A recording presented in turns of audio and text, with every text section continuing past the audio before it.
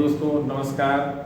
अब achievers point के साथ आप जुड़ चुके हैं और उम्मीद है कि आपको अच्छा लग रहा होगा कि नहीं, वो चीज़ें हमको मिल रही हैं और सरल तरीके से मिल रही हैं जो हमको चाहिए। ठीक है दोस्तों, और शिकायत तो हमें है कि आप कमेंट नहीं करके ये नहीं बताते कि नहीं और क्या चाहिए, जो मिल रहा है वही सही है। नहीं, हमारी इच्छाएं जो हैं असीमित तो हैं, लेकिन हमको जितना चाहिए उतना तो मांग ही सकते हैं ना, तो मांगिए उसको।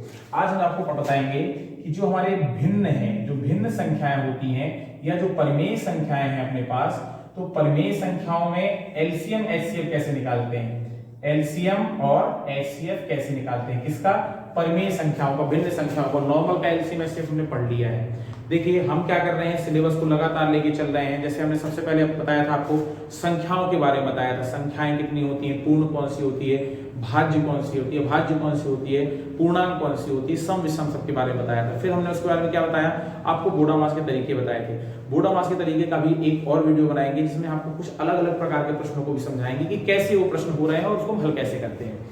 फिर उसके बाद हमने एलसीएम एचसीएफ बताया आपको, तो एलसीएम एचसीएफ का अध्याय ही चल रहा है और बहुत जल्दी इसको हम खत्म कर लेंगे। हमने बताया था ना, बेसिक फंडामेंटल के हमको 7 पाठ करना है। 7 पाठ हमारी क्या क्या है, तो पहला तो हो गया संख्या पद्धति, जो हमारा कंप्लीट हो चुका है। क्या है, संख्या पद्धति है जो हमारा हो चुका है। दूसरा है हमारा गणितीय संक्रियाएं। गणितीय संक्रियाएं अर्थात जिनको हमको, जैसे हम गणित हल करते हैं, गणित में हमारी 4 चीजें हैं, जोड़, घटाना, गुणा और भाग, और ये उनके लिए है। ठीक है, इसी के अंदर बोडामास है, एक एक नियम है, सारी चीजें वो हमको पढ़ना है। फिर तीसरा था हमारा एलसीएम एचसीएफ।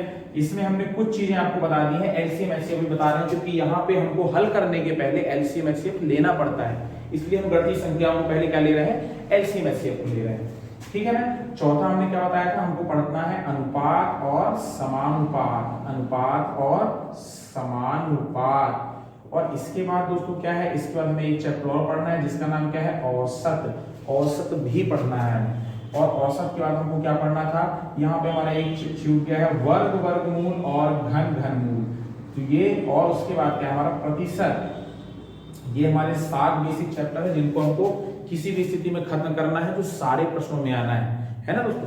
तो ठीक है, इसको करने के लिए हमको ये भी पढ़ना है, हो सकता है औसत भी और वर्ग घन भी पढ़ना पड़ेगा, तब हम सेकंड चैप्टर में कंप्लीटली पहुंचेंगे, क्योंकि सेकंड चैप्टर में कुछ भी आ सकता है, हल करना है। तो एलसीएम एचसीएफ किसका हम पढ़ने वाले हैं, भिन्न और परिमेय का।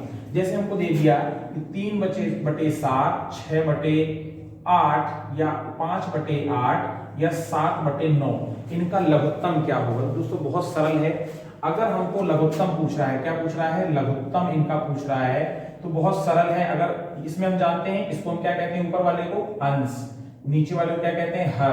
तो जब लघुत्तम निकालना हो तो दोस्तों अंश का लघुत्तम निकाल लीजिए और हरों का महत्तम निकाल लीजिए। क्या निकाल लीजिए, हरों का महत्तम, और वही हो जाएगा इन तीनों का लघुत्तम। जैसे यहाँ पे बोला है 3, 5, 7 का लघुत्तम निकालिए। जब इनका लघुत्तम निकालने के लिए कहता है दोस्तों, तो देखिए हम लघुत्तम कैसे निकालते हैं, तो 3, 5 और 7 का लघुत्तम। तो हमने बताया लघुत्तम निकालना हो तो क्या करो, बड़ी संख्या का पहाड़ा पढ़ लो। 7 दूनी 14, 14 भाग जाएगा, नहीं जाएगा। 7 के 21, 21 में 3 का भाग चला जाएगा, लेकिन 5 का नहीं जाएगा।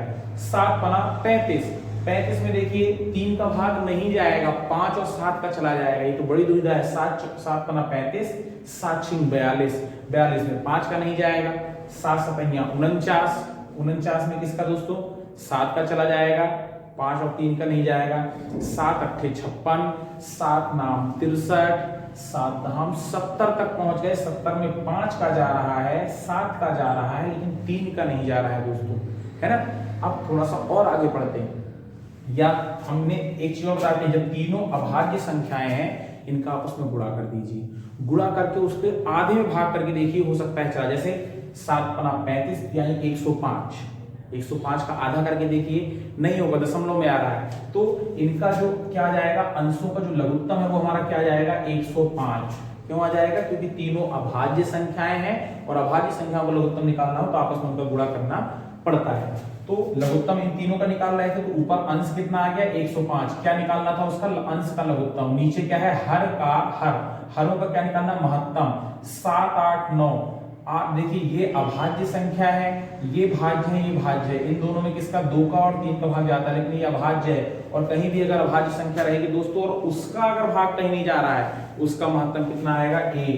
तो दोस्तों इसका जो लघुत्तम आ गया वो कितना हो गया 105/1, या इसको हम क्या कहेंगे 105। एक बार और आप चेक करके देखोगे कि इनका लघुत्तम क्या आता है, कमेंट बॉक्स में बताएंगे। ये हो गया हमारा लघुत्तम। और अगर दोस्तों बोलता है इसी का महत्तम निकालना है, क्या निकालना है, महत्तम निकालना है, तो महत्तम निकालने के लिए बस जो निकालना होता है वो अंश में निकालना होता है। तो अंश का क्या निकाल लेंगे हम, महत्तम, अंशों का, है ना, एक नहीं कई है, अंशों का महत्तम, और बचा क्या है तो उसका उल्टा निकाल लेंगे, तो हरों का लघुत्तम, हरों का हम लघुत्तम निकाल लेंगे। देखो अंश क्या है 3, 5, 7 अभाज्य संख्या, महत्तम कितना आएगा 1, नीचे का लघुत्तम निकालते हैं तो 9 दूनी 18, 9 त्रिक 27, 9 चौके 36, 9 पना 45, 9 छक्का 54, 9 7 63, 63 में 7 और 9 का जाएगा, 9 8 72, 72 में 8 और 9 का जाएगा। दुविधा मत फंसिएगा, हम देख रहे हैं भाज्य है अभाज्य है, इनका आपस में गुणा कर दीजिए, गुणा करके यहाँ लिख दीजिएगा, जो भी आएगा वो इसका क्या हो जाएगा लघुत्तम। दोस्तों इनका लघुत्तम निकाल करके आप हमें बताएंगे, ये आपका काम है। और लघुत्तम निकालते नहीं बनता है तो आप हमसे संपर्क कीजिए, हम इनका लघुत्तम भी निकालेंगे। तो ये हमारा हो गया क्या, भिन्न और परिमेय संख्या का एलसीएम और एचसीएफ कैसे निकालते हैं। इसके साथ ही एक छोटी चीज आपको और बता दें कि अगर हमको ये परिमेय संख्याएं दी हुई होती हैं तो परिमेय संख्याओं में हमको छोटी बड़ी निकालना हो तो हम कैसे निकालेंगे। हमको बोलता है आरोही क्रम में लिखो, आरोही मतलब नीचे से ऊपर, बढ़ते क्रम में, अवरोही घटते क्रम में। अगर ये संख्याएं दी है, सपोज यही दिया था 3/5, 7/9, 6/4, 6 क्या कर लेना है 6/11, है ना, बोला गया इसको अवरोही, बहुत सारी संख्याएं दी होती हैं, बोला इनको क्या करो आरोही क्रम में लिखो, एक बार आरोही में और एक बार अवरोही में। तो दोस्तों देखिए ऐसे हम देख के नहीं पहचान सकते कि नहीं 3 लिखा है 7 लिखा है तो क्या आएगा, इसका कभी भी आप मान निकाल लीजिए। यहाँ पे 3 है, इसका भाग लीजिए, कितना जाएगा, 0 रख दोगे 30 हो गया, 5 छक्का 30, ये रख दो 0, 70 हो गया, 9 छक्का 54, 9 सत्ते 63, 0.7। ठीक है दोस्तों, यहाँ पे भाग देंगे 0.11 बचे 55। अब देखो स्पष्ट हो गया कि कौन बड़ी है और कौन छोटी है। यहाँ तो नहीं है ना 3, 7, 6, अगर चलो हमको देख के लग रहा है कि ये 3 छोटी थी तो देखो सबसे छोटी नहीं है, सबसे छोटी क्या है 6 वाली है। तो अगर हमको आरोही बढ़ते क्रम में लिखना है तो हम लिख देंगे 6/11, 3/5 और 7/9। बिल्कुल सरल तरीका है आरोही अवरोही करने का, कहीं कोई समस्या नहीं होगी।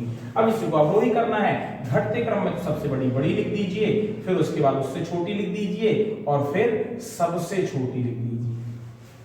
सरल है, बहुत सरल है ये, बस हमको उसको करने की आवश्यकता है। तो दोस्तों इसी प्रकार जुड़े रहिए, ये गणित के छोटे छोटे चैप्टर हैं, इनके बाद हम क्या करेंगे विस्तार चैप्टर में चलते चलेंगे। जय हिंद, इसके बाद अन्य विषय